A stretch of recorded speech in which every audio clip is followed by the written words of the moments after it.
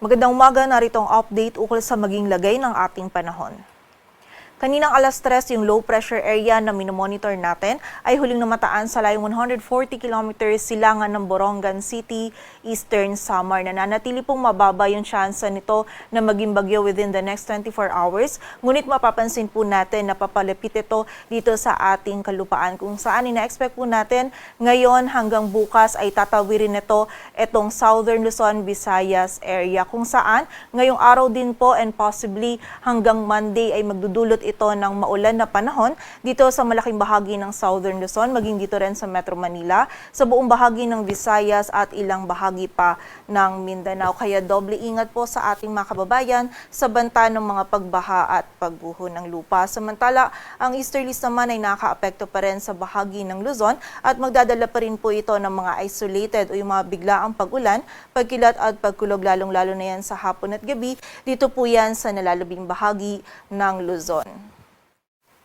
At kaugnay nga po ng mga pag-ulan na dala ng low pressure area, posible pong hanggang sa mga malalakas na pag-ulan yung ating mararanasan ngayon hanggang bukas, kung saan posible po yung 50 to 100 millimeters of rainfall dito sa Camarines Norte, Camarines Sur, Albay, Sorsogon, maging sa area din ng Catanduanes at sa Northern Samar. Samantala, bukas naman po, posible pa rin yung mga malalakas na pag-ulan, most likely sa umaga po ito dito sa area ng Quezon at sa bahagi din ng Camarines Norte. Kaya doble ingat po para sa ating mga kababayan dahil meron tayong banta ng mga pagbaha at pagguho ng lupa. Kaya manatili po tayong alerto at makipag-ugnayan din sa ating mga LGU para sa aksyon na kailangan nating gawin para po sa ating kaligtasan.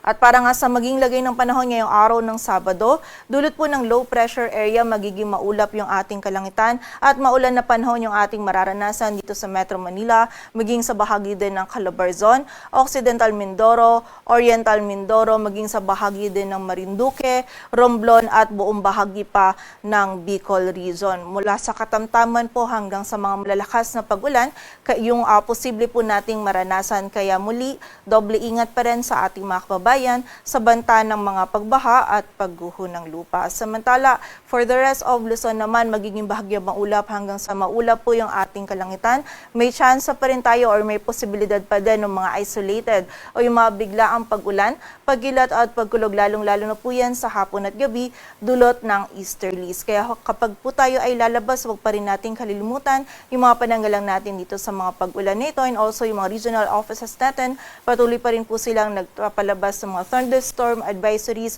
or mga babala ukol po sa mga pag-ulan na ito. Agad ang temperatura sa Metro Manila ay mula 24 to 30 degrees Celsius.